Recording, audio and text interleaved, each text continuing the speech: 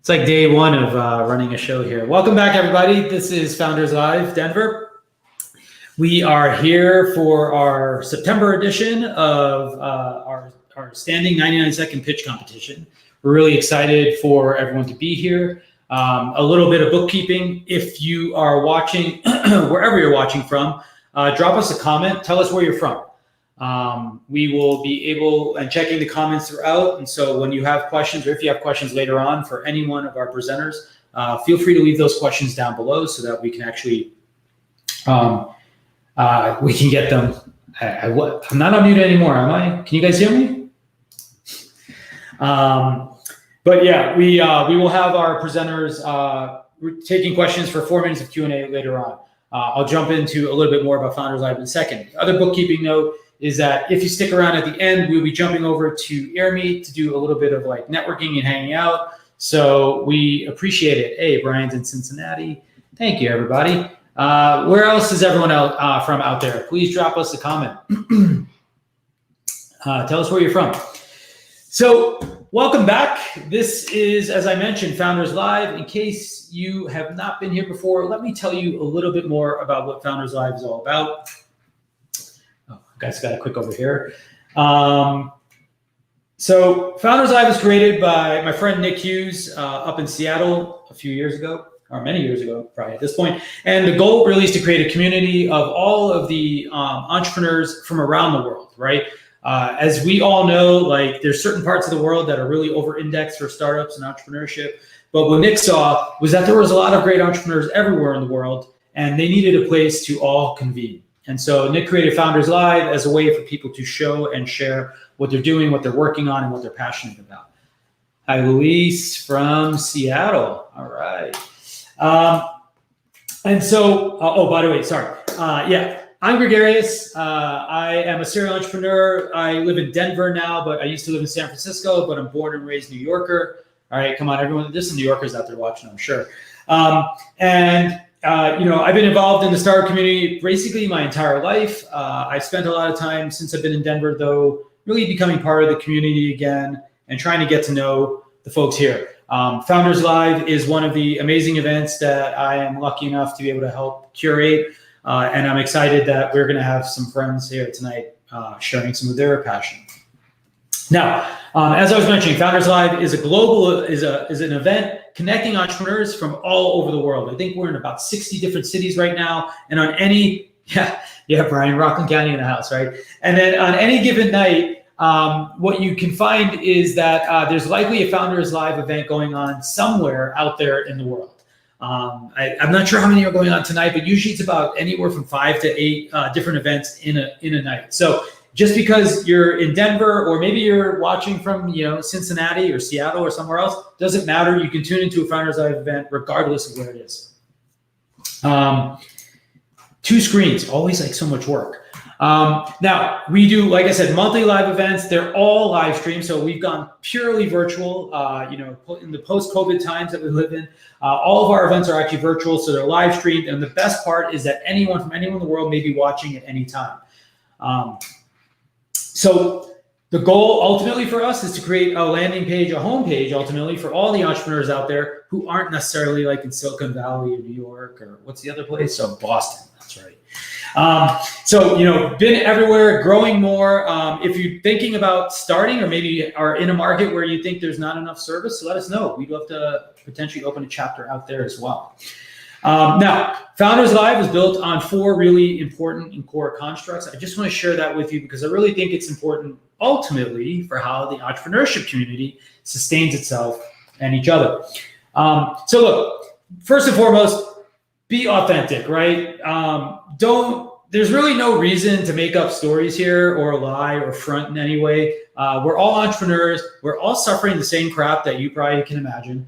And so there's really no reason to worry or pretend about it being any other way. Just be your true self. We know you're going to get further that way. We all share something in common and we all have a lot to gain. So the second part is that we really love storytelling. So, we don't really want you to don't worry about being too polished, I guess is the point, right? Because I feel too often as entrepreneurs, we get tangled up in trying to get all of our words perfect. And that's really not really what we need to do. What we're trying to do here is support each other.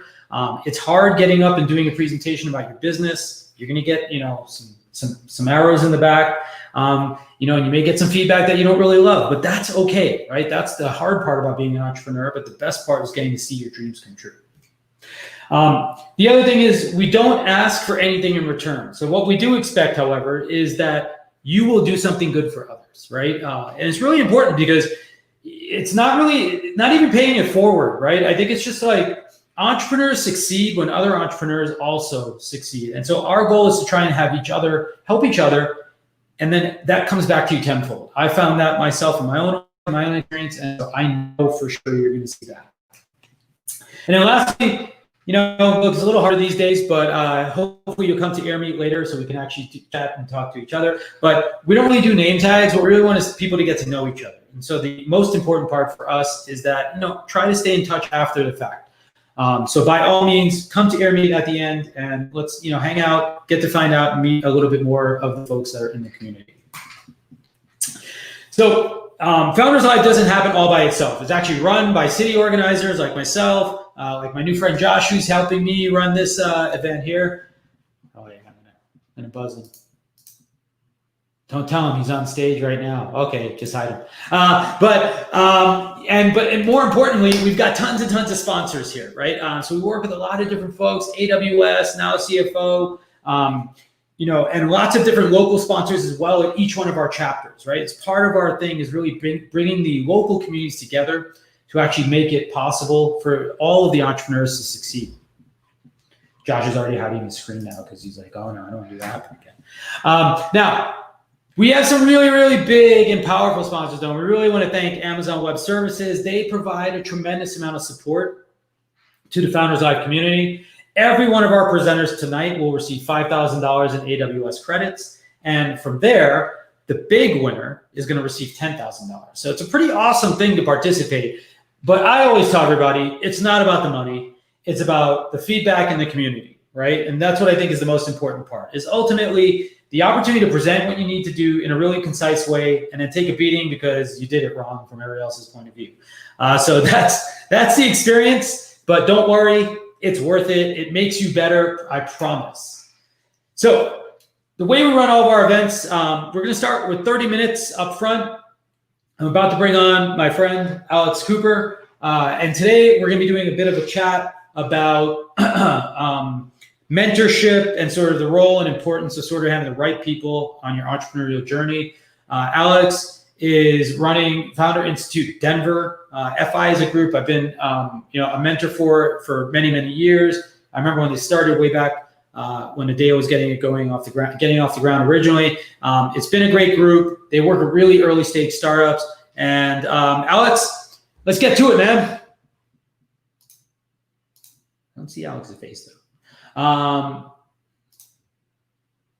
You think he's there? He was there before, I promise. Oh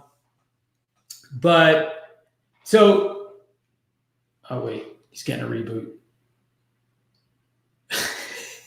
This is the best part about being live, right? Is, just that you guys missed it because 5 minutes before my audio stopped working for apparently no good reason. So tonight, what we're going to be talking about, Alex will be back in a second, I'm sure, is really, I think, like the importance of sort of mentorship, advisors, and potentially, of programs like Founder Institute and sort of like the role they play in helping you garner your success as you move forward. So I'm going to give Alex 5 more seconds, but while we're doing that, I'm going to bring on, let's get Josh in here for a sec. Let's have Josh come on. Josh just joined. Josh, say hi because before we let Alex back in. Yeah, how's it going, everybody? Josh is a recent transplant from Delaware, right? Yep, born in Delaware.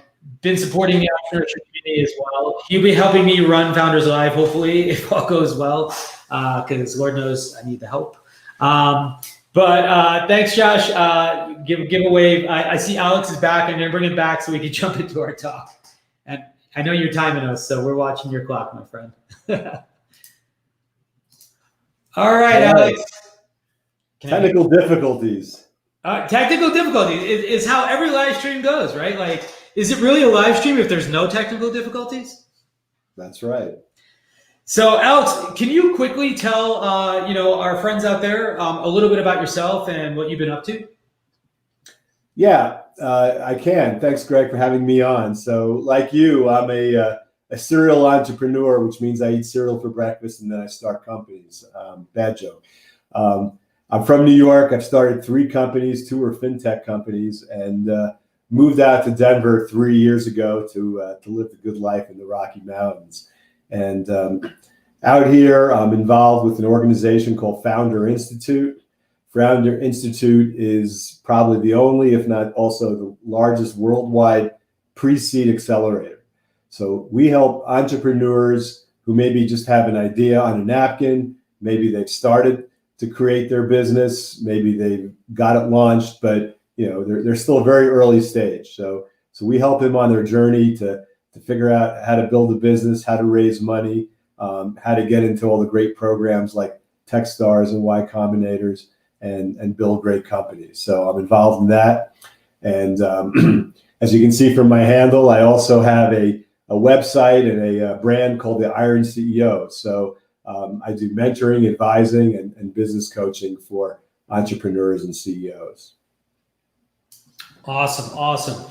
And Alex, when we first connected, we were chatting about some of these the challenges. I know we're both passionate about helping other startups and other entrepreneurs, sort of on their journey to success. And one of the things that we were talking about earlier was that oftentimes, it seems like people don't seek out advice enough, right? One of the challenges I see is there's two. I think there's maybe like 2 sources of this problem, right? Like some people don't feel like they're connected to the kinds of people who can give them advice. And then I think other people don't appreciate the advice they could get from the people they actually know, right? Can you speak a little bit about sort of, your experience of like helping people navigate sort of finding the right advice and sort of like ultimately, I think, arriving at kind of the help they need? Yeah, I mean, that's an important topic. I think the slogan of my website, it's a lonely place to be a founder or CEO, right? Whether you have a partner or not, you're starting out on a journey by yourself because you have some idea that nobody in the world has potentially, and you've thought about it maybe for years, for decades, and now you're getting out there and doing it. But, particularly if you're a first-time CEO or founder, but not only, there's lots of energy in the world in terms of experience and people that have done these things before, right? And it doesn't mean that they know how to make you successful better than you do. Only you have the passion, the idea, and the ability to succeed. But it does mean that they've experienced all the highs and lows, ups and downs, and challenges that you're going to probably face on your journey. So, it's important to seek out advice, to seek out people and learn from their experiences and their mistakes. It doesn't mean that they can tell you what to do, right? There's a difference between advice and mentorship and coaching. And it doesn't mean that they can tell you that they know better than you, but they can educate you and help you avoid certain mistakes and avoid certain things and make you better at making those decisions, if that makes sense.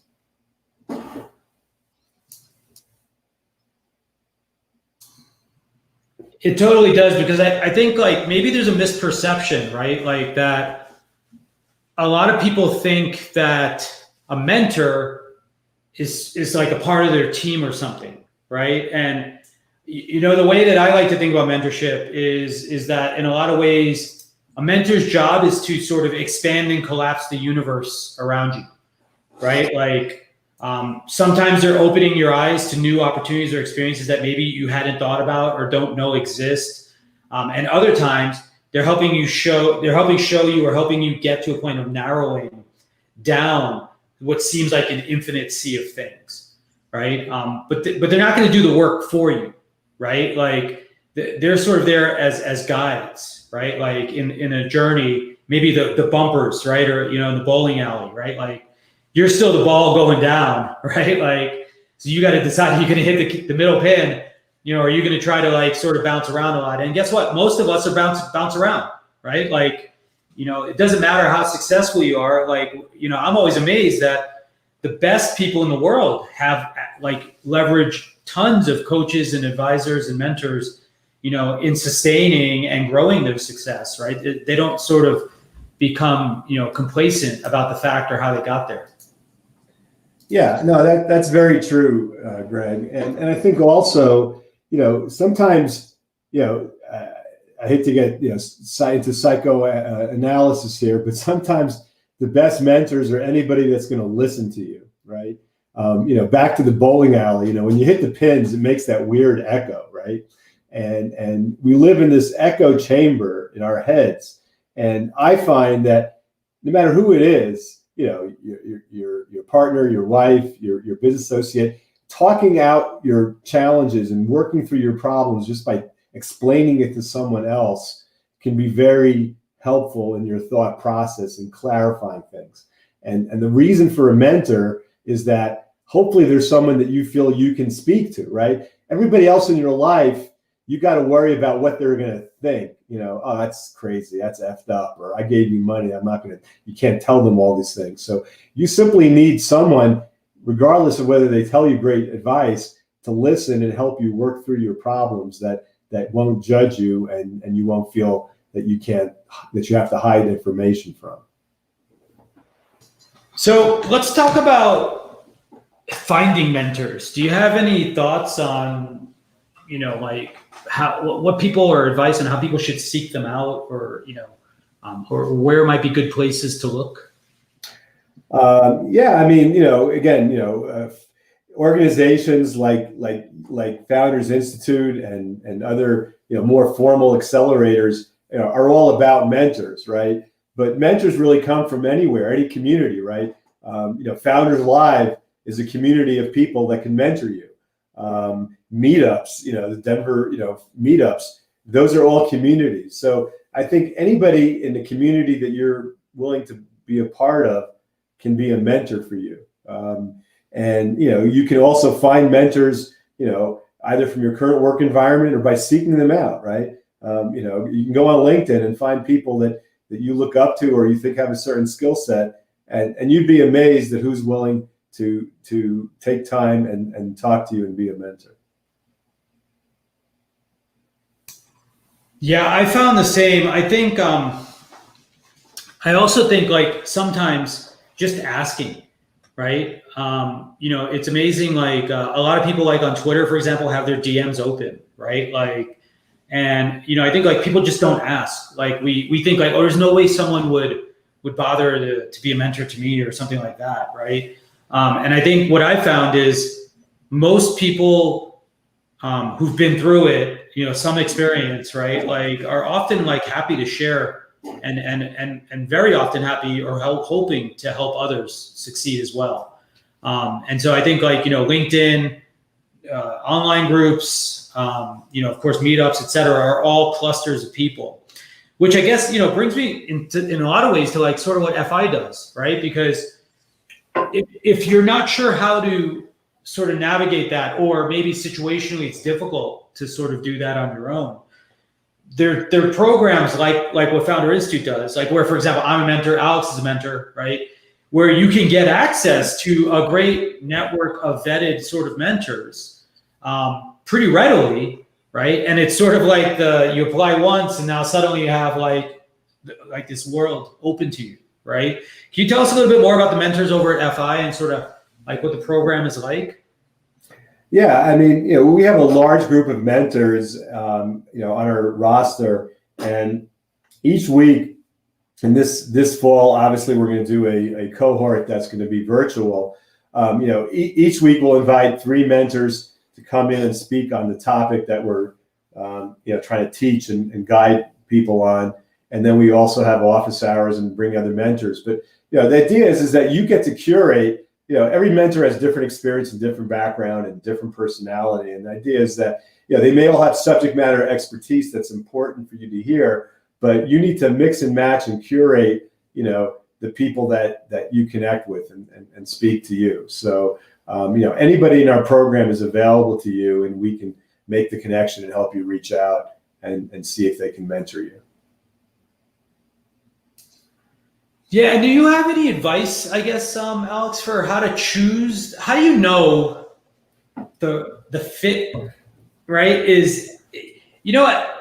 Some people, I think, make the mistake of thinking like, holy shit, this guy wants to help me. And then you realize that guy's kind of an asshole, right? Like, or maybe like it's not like the right fit, right? I posted a link, by the way, if anyone's interested, to an article I wrote about this topic. And, I said, my friend Goldie interviewed me. She said, what should someone look for in a good mentor? And I said, finding a good mentor is challenging, but there are many willing to be there. And I said, there's three things you should kind of look for, right? The first being sort of expertise. Like, do they actually know what you are interested in learning about, right? Like, because there's a lot of faux expertise out there, and then there's like actual expertise, right? The second I said was sort of like fit, right? Like, and we were talking about this earlier, which was that, not all good entrepreneurs, for example, make good mentors, right? Like, because who knows? Sometimes you just get lucky as an entrepreneur, right? Like sometimes you're not like, you're really good at sort of anticipating new things, but sort of the reflective part is not like the powerful part. You're like the part that you optimize on, right? And then the third part for me was just a commitment. Like, if someone doesn't respect yes, they're giving you time, but if they're not going to show up, if they can't really make the time for it, right? Like, I think that's also a problem in the process. Yeah, no, that's all good advice, but I'm going to punt and pretend I'm like in a presidential debate and answer a different question. Not getting political, I promise. But I can't tell you how to pick a mentor. I think it's very personal. I think all your advice is very sound, but again, it just has to click. But I think a different question that I'm going to answer is again, even good mentors give bad advice, and even bad mentors give good advice, right? And we talked about this earlier, right? You're going to get advice and mentorship from all over the place if you put yourself out there, and you should, right?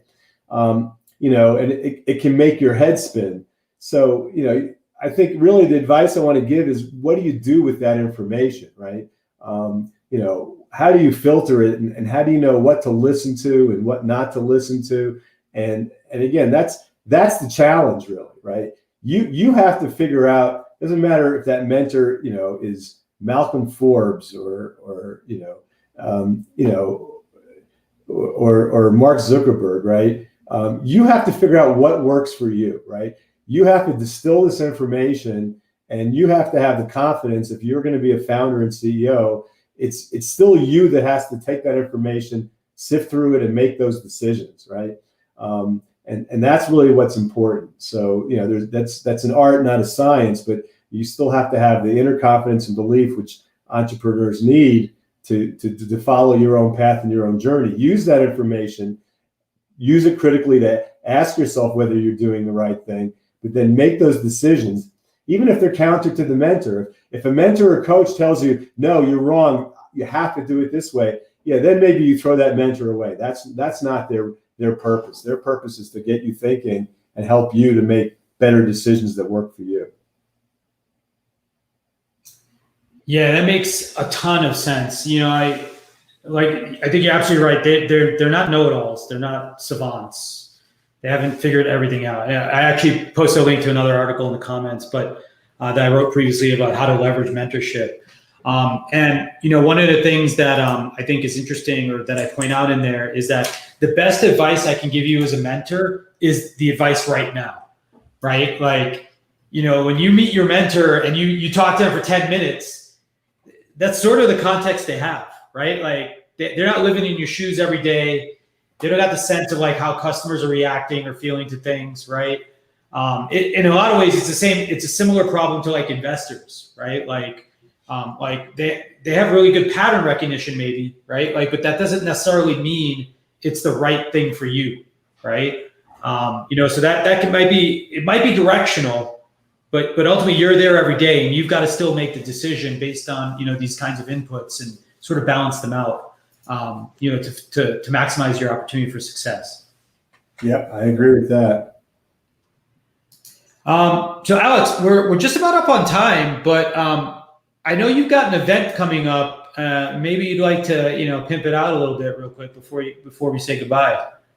Oh, you put me on the spot. I get to do a promo. We got a lot of stuff coming up. I got to go look it up on my website. I don't have a list. So we're getting ready to launch our fall program. So there's still about 3 more weeks left if you want to register. It doesn't matter where in the country you are. If you go to fi.com, and it'll let you register for the nearest program to you. As far as what we're doing locally here in Colorado, we have a virtual hot seat event where you can submit your pitch and pitch in front of investors and VCs. We're doing an event with Brad Feld, which is, if you don't know Brad Feld, he's just the most awesome dude in VC in Colorado, if not the world. So we're going to let him talk about building communities, which is what we're doing here. So we got a lot of exciting content. If you go to fi.co, it's not com, you'll get to see all these different webinars and programs that we run. So check it out.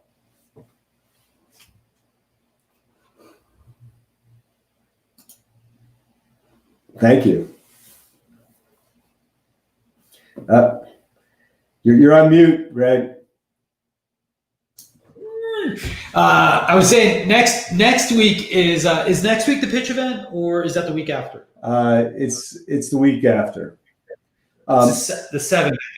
Yeah, and one other event we just posted, and I'm recruiting a panel for, which I'm excited about, is how to start a tech company if you're a non-tech founder, right? So I kind of fit in that category. I may know enough to be dangerous, but again, there's I believe anybody can start a tech company, and I also believe that people coming from all kinds of different backgrounds, like philosophy and English, make great entrepreneurs in tech. But at the end of the day, you got to build products. So that's also some interesting content and challenges. We'll talk to CEO founders from that run tech companies that we're not geeks. That sounds fascinating. If you would be interested in that, just leave a comment. We'll grab you and send you a link to that event when it's coming up also. I think it's a really popular topic, and I feel like too many people who could be great entrepreneurs don't go and make the start. And I think it's really important to realize that today, we're not in that environment where you need to be a developer to start a company. There's a lot of amazing innovation has already happened to sort of give you a jump start in the process. So definitely, I look forward to seeing that as well. And let me give my shameless plug to the Iron CEO, right? So please, check out the Iron CEO on LinkedIn, on YouTube. Visit our website. I post blogs every week. I also do an interview with a founder, early stage CEO every week as well, called Rapid Fire. And again, it's all about hearing other people's stories and seeing what you can get out of it and how it relates to your experience. So check it out. Wonderful. Alex, thank you so much. We really appreciate you being here today with us. Have a good evening. I hope you'll take a moment later to vote for your favorite startup as well. Thank you, everyone. Bye. And Alex, we'll talk to you in a little bit. All right? Yep. All right. Bye. Thanks so much. All right, everybody, let's get back into it. Oh, wait, I don't want that one. I want this one. So, Alex, that was awesome. We appreciate it. It's always great to see more parts of the community that are lighting up. FI has been around for quite some time. They've done a lot of great work, and I'm really happy that they're now also going to be in Denver. So, how's everyone doing? Got to stretch? Let's go. All right. Next question. Out there listening, everyone watching, are you currently an entrepreneur? Are you running a startup right now? Are you thinking about it? What's holding you back? Tell us right now. We'll try to give you some tips before we leave. So let's get to the fun part now, right? Oh, wait, that last part was fun, right? But let's get to the next part, right? So we're going to see some amazing entrepreneurs come and tell us a little bit about their business, and then we're going to give them some feedback. So here's how Founders Live works, right? We're going to do a 99-second pitch. Now, I just want to tell you, if you've never had to pitch something, you already don't understand the pain and the challenges of getting up and talking about something, right? If you've never had to do it in 99 seconds, then you really have no idea how hard it is. There's this lie about the elevator pitch. No one's ever in an elevator with anybody, okay? But this shit is real right now. You have 99 seconds and it's really going to count, okay? Now, after these 99 seconds, all of you, my friends out there in the audience, are going to have 4 minutes to ask questions. Now, everyone always asks me, what kinds of questions should I ask? Well, my favorite question is, hey, what was your next slide, right? Because I guarantee you, most of these folks are going to run out of time and there's going to be some slides left over at the end. But how are you going to judge this company, right? How are you going to judge these companies that are pitching? Well, look, I think there's a lot of factors that go into a great presentation. Do they communicate well and you understand what they're doing? Do you understand their business model and do you like what it is, right? Would you consider being a customer of this company? And also, how did their presentation go? How was their composure? Were they doing the micro machine talk, or were they kind of going in a nice, comfortable pace? So these are all ways that you could think about evaluating these companies, right? Or you can pick the one that has the coolest logo. I don't know. That sometimes happens too. So we're going to jump into our presentations, and up first, we've got my friend Paul from Atlas Guides. So just as a reminder, Paul, whenever you're ready. All right, Josh, 2 things to get right. Josh, you're ready on the clock. Paul, what you're going to do is just tell me next when you want me to advance the screen for you, okay? Sounds great.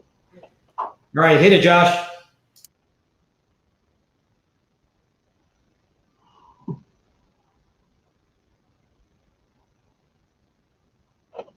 All right. So hi, my name is Paul Bodner, and I'm the founder and CEO of Atlas Guides. Atlas Guides creates smartphone navigational guides for outdoor adventure. Our goal is to make it easier and safer to explore the outdoors. Next. I've hiked over 10,000 miles, and guidebooks, they just don't work.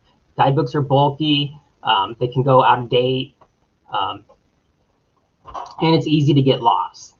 Next. Next. So the solution that we came up with was taking all that great information that's in guidebooks and then combining it into an app. So you know exactly where you are, and then you know where water is, you know where to camp and more. And the nice thing is this app works offline, so there's no data connection needed. Next. So here's 3 screenshots of our app. All you have to do is follow the red line, that's the trail, and then we have another screen that shows the elevation profile, so you know if there's a hill up ahead. We also have a list view, so you can see important things like campsites or water that's up ahead or that's behind you. And we also added a social tracking feature, so people at home could track their loved ones on the trail, and so they could be a little bit less worried. Next. We have a lot of trail partners. For example, we are the official app for the Colorado Trail. Next. And next slide, please. And this is our team right here. This is how things get done. We have a 4.7 star rating on our app, and we have over 12,000 reviews for Android and iPhone.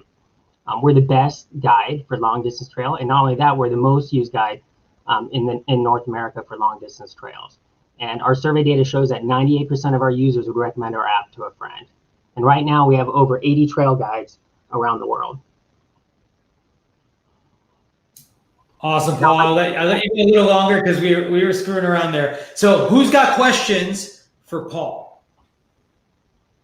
And if not, I'll go first. Okay, so Paul, I know you've got these amazing trail guides. Can you tell me a bit more about the market itself? Like how prevalent is sort of this kind of hiking, or are you growing into any other spaces? Yeah, right now, okay, the hiking market is around 40 to 50 million. Like if you look at the hikers just in the United States, but our market is much more specialized. And we did that because we didn't want to compete with like the bigger players, and we wanted to provide a service that nobody else was providing. And so our market is much smaller, but we could expand into the larger market. Very cool. And then do you Is your, like, how do you monetize? I know, like, sort of, it's a paid app, right? Like, is that the only source of revenue, or are you looking at any other kinds of revenue? That's basically, that's where 99% of our revenue comes from. It's an in-app purchase. So you can go to atlasguides.com and download our app or check out the different apps that we have. But we have demo sections, so you can actually see a full functioning app just for, like, 10 or more miles. You can actually, so for the Colorado Trail, for instance, we have, that starts here in Denver. We have about 16 miles that's free, so people can download that and test it out for free. And if they like it, then they do the in-app purchase. So that's where 99% of our money comes from. Interesting. And then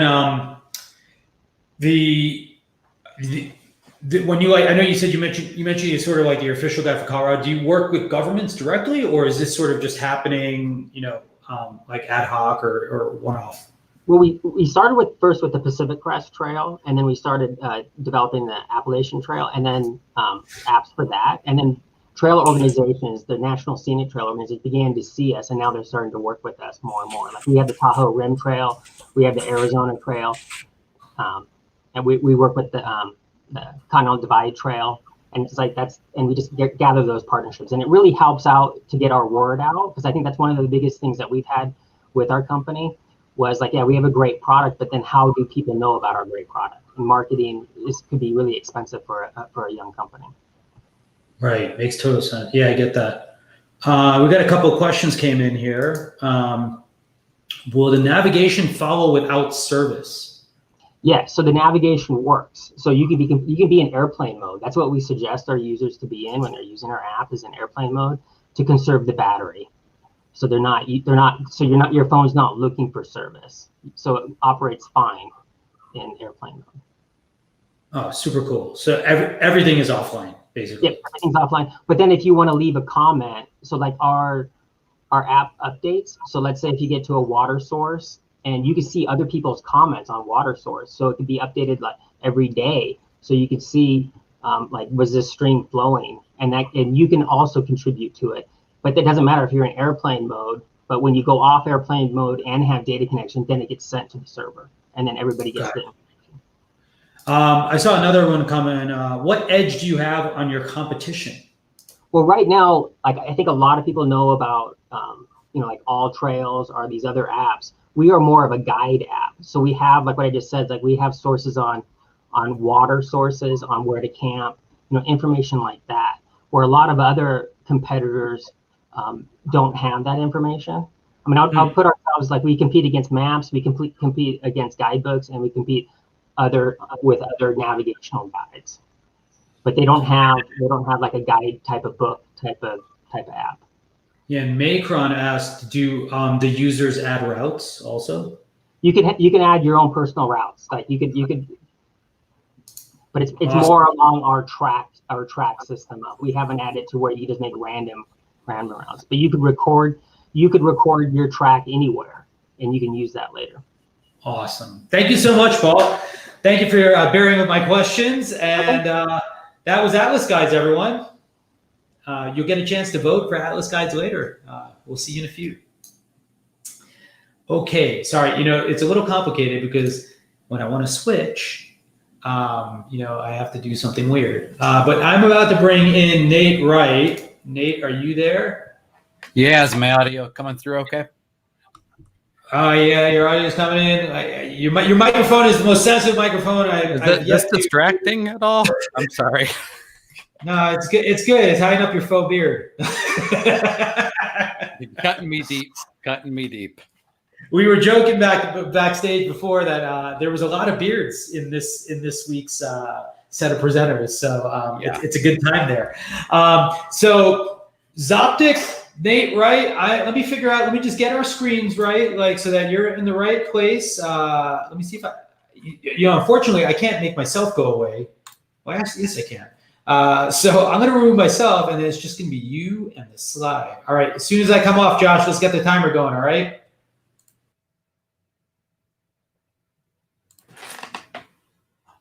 All right. I'm Nate Wright, CMO of Zoptic. We're a youth sports tech company. Today's $30 billion youth and amateur sports market, there's this intense pressure to win. Sports tech used to be this luxury item, kind of reserved for pro teams. Today, it's mandatory equipment for anyone serious about winning. Next slide. Next slide. So we built Zoptic, a player tracking system that captures a precise digital copy of an athlete's performance. Here's how it works. You put the wearable sensor on the athlete. Retrofitted tripods and iPads are placed around the field, rink, court, whatever. Coach hits play, iPads are synced, and the sensors automatically record video, data, and all of the player movements. Then the footage and data is wirelessly streamed with these cool ESPN-style stats overlays. The system is stackable and simultaneously captures personalized footage for every single player.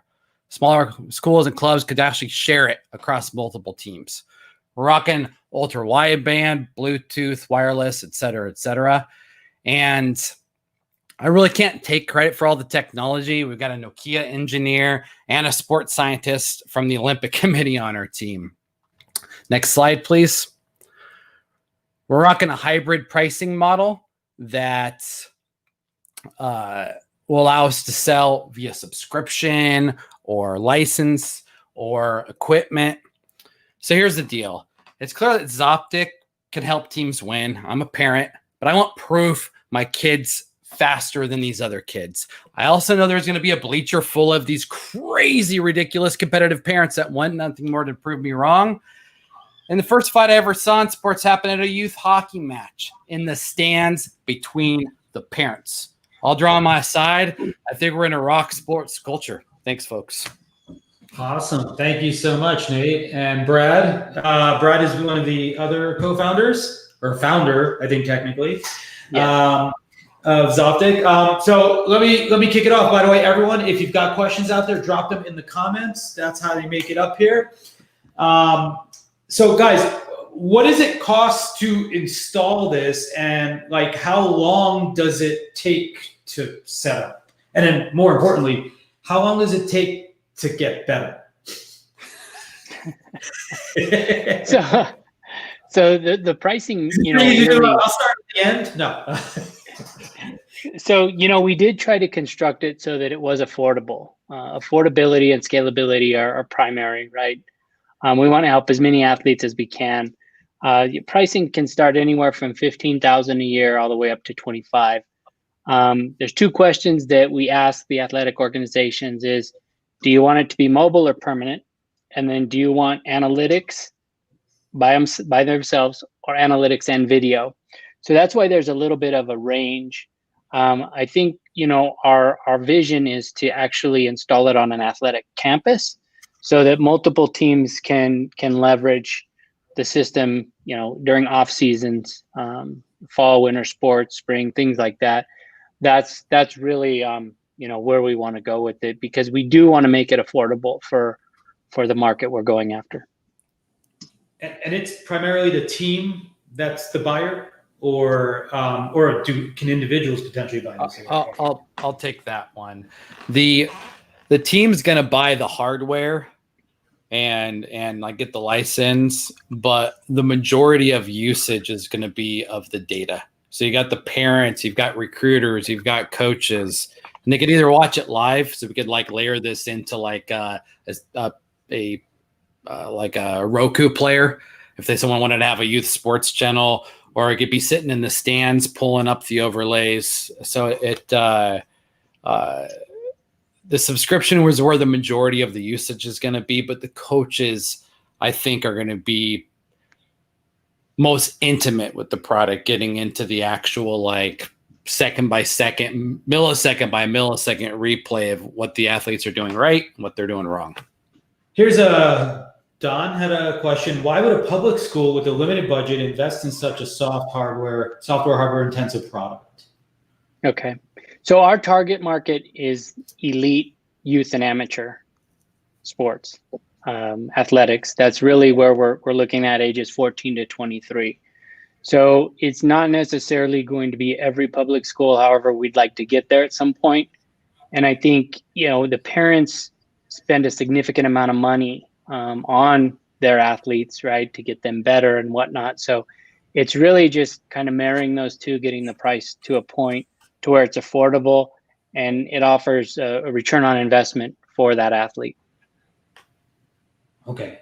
When you say elite, are you thinking like more like sort of top of the pyramid relative to sort of like where people are advancing to? Yeah, I would say we're not talking about the well-funded Division I schools, but you have Division II, NAIA, JUCOs. There's private high schools, and there's obviously some public schools that have the funds to do this, whether it be through boosters or not. But that's really the target. Clubs are another one, that I've left out. Yeah, I hear you. We have a couple more. I'll give you guys an extra minute, only because today we only have 3. So Taylor wanted to know, how large is the wearable sensor? It's at present, and this is our beta. It's 55 by 22 centimeters. Yeah, this is how big it is. It's as big as your head when you're in Zoom. Yeah. You should have held it behind, way back. There we go. There you go. Yeah, to answer Josh's question, the sensor can be used for multiple starts. It was designed so that the fall season, super elite, those are sports that are getting the most money, could use it. Spring, they could use it. Off season, they could use it for something else, for camps, combines. Awesome. Yep. Gentlemen, thank you so much. I love Zoptic. I think it's really interesting. Like, when I heard the backstory, you guys got to hear Brad's story. Like, it's really a wonderful thing, and it really makes you understand, I think where the heart and soul of this thing is too. So meet up at the Air Meet afterwards. I'll have the link. You can ask them more questions about that. All right. Thanks, guys. Thank you. All right. Now we are down to our third presenter. Hey, Casey. Welcome to the show. All right. Now let me see, this is so complicated because I have to drag you over here so that There we go. presentation over here, and then I remove myself. You'll be there already. Josh, you ready on the clock? Do I get to see the clock too? Casey, you're Okay. Oh, wait. just kidding. Okay, so I think what happened is Casey may have added his slides, and I forgot to reload. Give me 1 second. It's John, live. It's the funnest. Stop the clock. No. I'll go without a pitch deck. It's fine. Casey could have done this in 10 seconds. It would have been fine. All right, hold on. Let me just get Casey's slides back in here. This is why being live is way more fun than when you get to perfect everything in the studio. Oh, we're having a good time. How you doing? Casey's I met Casey this morning at 1 Million Cups in Denver, and he was brave enough and kind enough to actually decide to just jump in at the last second and tell us a little bit more about what he's doing. I think what it is pretty amazing. There we go. There we go. All right, now we're back in business. Now we're live. Here. All right, Josh. Now you can start the time. Okay, start the timer. All right, I'm Casey Pearson, and I've got a company called Soundhelm. And here's the deal. Do you like music? Do you like doing like high impact recreational sports like this, where you're wearing a helmet and you want to have both those together? We've got something for you. So next slide, please. So we already got you. You like your audio with you, and you know about the whole spectrum of how you have audio. There's concerts all the way to earbuds. You can have like music in your face, or you can use it to like get out of this world and check out. But there's a spot in here that you may not even know has a solution for it, and that's what we've got for you. And that is on the next slide. Right here, it's a near ear audio system. So this is when you want to have your music with you and still have contact with your environment. And I'm going to tell you a little bit more about this and how this works on the next slide. So what we have here is our product, Soundhelm version 1.0. It's the Affix Pods. We've got a speaker that attaches to your helmet. It sticks on, it's great, it's weather resistant, and it puts a speaker right above your ear. So you can add your music in, you can have your tunes with you, and it's like background noise. It's not background noise, background music. It's like having your own soundtrack whenever you're out having fun. What could be better than that? We've even got the ability to do phone calls and everything. And what you get is an augmented environment. You have your ears open. You can have full connection with your environment and have your tunes with you too. Easy access controls, ready to go. You're going to have a great time. Next slide. You can see people love it. Look at all the happy faces, good reviews. We're good to go. So can you hear what's coming? Because we are. Next slide. Awesome. You did it in time. You know, what's amazing is this morning, you did not have a 99-second presentation. You did a 6-minute presentation. I had a 6 minute. That is pretty phenomenal to turn it around in that time. Casey, I have a question for you. So I'm a newbie cyclist. I do road biking. I don't do mountain biking, but I'm curious. I've heard of these things like bone induction sort of headphones or earphones. Is it like a comparable sound to sort of that kind of sound, or is it better or bigger or? I'm going to call it better, and here's why. Bone conduction goes through your bones, right? You can only get certain frequencies to conduct through your bones. Your body's made of tissue. It absorbs sound. We've got a system that just puts the sound right above your ear. It's still close. It's the same basic concept of adding to your environment rather than taking away from it. You don't want to put anything in front of your ear and block it. You want to have that audio awareness so you can keep in touch with your environment. Okay, that's cool. And then I'm curious, does some of those reviews, are you selling this product already, or Yeah. like, was that a Kickstarter or what? Yeah, we have product. It's in boxes ready to ship. I got a unit right here. It's ready to go. We've got them on our website. E-commerce is up and going. Excellent. We have a question just came in. Don wanted to know, how long does each charge last? Up to 15 hours. At full volume, like full volume max test is about 8 hours. Typical users use it between 50 and 70% volume, which gives you 12 to 15 hours of ride time. Very cool. And then I'm curious, I know you mentioned earlier that like it works with like Siri and Google and things like that. Is the microphone like always, it's active noise canceling like as well, or? Yeah, it's active noise canceling CVC 6.0, which actually works phenomenal. A lot of people, like when I take calls, when you do have to, you're overlapping, and most people don't know you're on it, that you're on a system. They're like, oh, what are you doing? You're breathing a little heavy. I'm like, I'm pedaling up a hill. They're like, what? So it works pretty good. I know you mentioned kind of like, or some of your examples were like mountain biking. Are there other, use cases you've seen like outside of cycling, or is it like almost predominantly cycling? Sure. I mean, cycling's a great application. That's not where it ends. Climbing as well. I've got some setups back here. You can see there's a climbing helmet set up right there. It's nice because I can still talk to anybody I'm belaying on the wall and still be listening to some music and have that, without taking away safety. I mean, safety is definitely a concern. And that's what our system does, is provide that safe environment for enjoying your tunes. Awesome. And then, so how much does it cost, by the way? Retail's $150.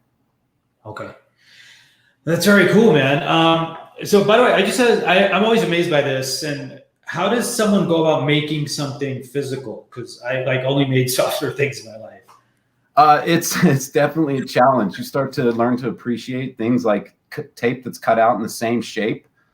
It's a lot of work putting everything together. It's easy to make a prototype or 2 prototypes, but when you want to make like a bunch of stuff in a row, that's where some real challenges come in. We've done that here. We're actually locally manufactured. And so we build to demand, which is nice. We don't have to manage inventory and lead times. We can build it when you want it. Very cool, man. Are you predominantly or only selling through sort of your own online like e-commerce, or are you planning some kind of like distribution or anything like that? We're working on retail acquisition right now, but predominantly we're online right now as a new launch product. We're working on getting the word out and really helping people understand that there's a solution for a situation that they might not know about and can really enjoy. Yeah, that's super cool. I know I tried on those Bose sound headphones, and I was amazed, like how well it worked. Even Bose discontinued them, I think, but that maybe that market seemed really interesting. Well, thank you so much, Casey.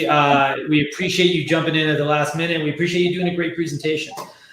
So before we get going into the last part of this part of discussion, everybody out there, I would really appreciate it if you do me one big favor.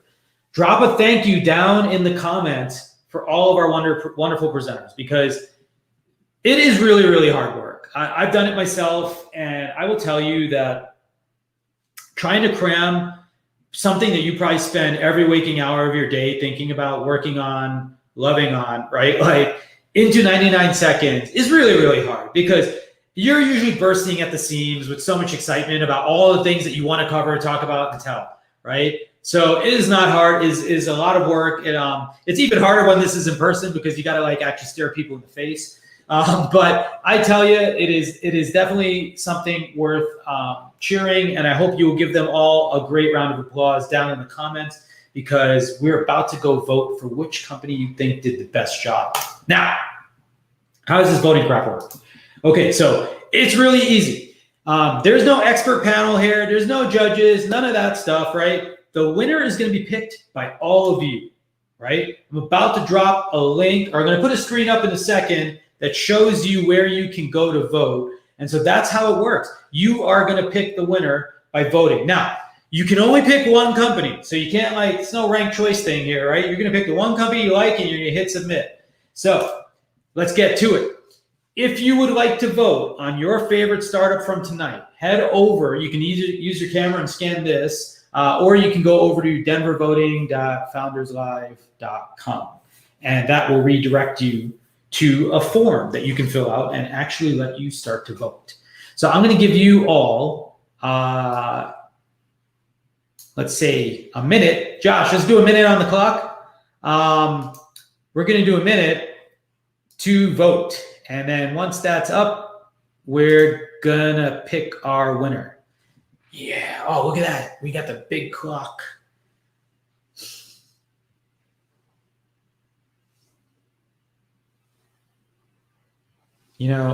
Every week is a new adventure. Every month is a new adventure with this. So I'm always amazed at all the things that can go wrong in the process of trying to do a live show. So votes are coming in. We got about 30 seconds. If you haven't voted yet, you're getting close on time, because we got about 30 seconds left for you to get your vote in. Oh yeah, sorry. Let me put the link back up. All right, that's fair. There we go. All right. Guess we're gonna have to do a little more time. Who's the smart guy that removed the voting URL? Maybe I should put the voting URL out into the comment.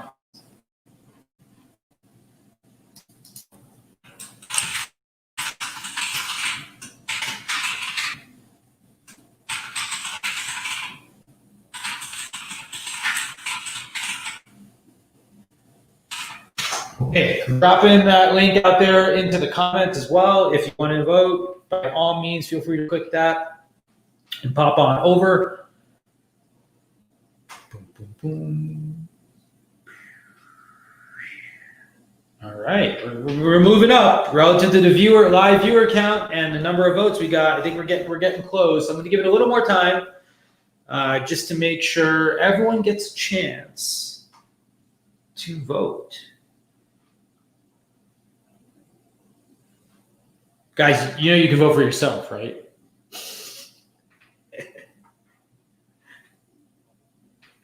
All right.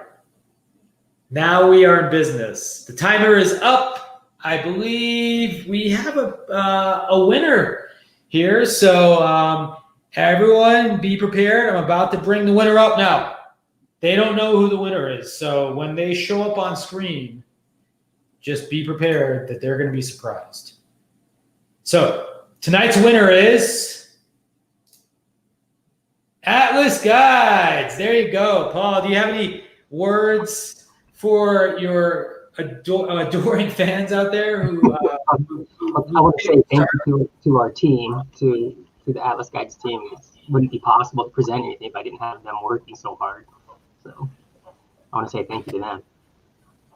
I love that. It is very important to be grateful and thankful. Yeah, there we go. I was going to say, come on. Oh, working late. Also my wife. Well, thank you. Everyone did an amazing job, by the way. Like, Casey, I love your product. I hope I can try it soon. I'm going to bring everyone back up real quick just so they can all say hi. Thank you. This is not, behind the scenes, so much going on. But everyone, quick, say thank you. Paul, you did an awesome job. I love what you are doing. I can't wait to see it expand into more places. Alex, really appreciate you being here tonight. Brad and Nate, I'm looking forward to seeing some of these setups out there. We got a lot of people saying, thank you out there. Lots of happy fans. Paul, you got an excellent job as always from Josh. Hey, look, he's right there. But yeah, Paul is also one of our regulars at 1 Million Cups. So, we do get to know each other here in the team. Now, that's not the last chance you get to sort of say hi to everybody, though, because look, if you're like me, you probably still got more questions for everybody, right? So I'm going to get to that in 1 second. But before you leave, I would love for you to actually save the date. So October 28th, we're going to do our next Founders Live. It's going to be right here on, well, not right here, but it'll be here. But we'll be streaming again. If you want to sign up, get tickets, it's already set up. Go over to foundercraft.com/founderslive. You can find a link to get to the next event. If you are interested in applying to present at Founders Live, you can also do that right from there as well. We put there's an application link right there. So just head over to foundercraft.com/founderslive. Now, let's all take a chance to go hang out, talk to each other, ask some more questions, maybe not in that formalized, hey, typing in the comment box. So everyone who can will be right over.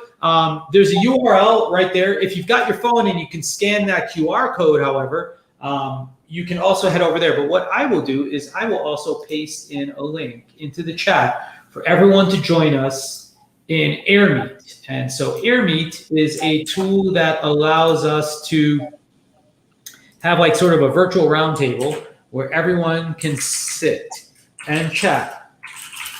So I'll give you all a few seconds to get on over there. I'm putting a link out there if you want to join us. And I'm starting that up right now. And I'll see you all over there.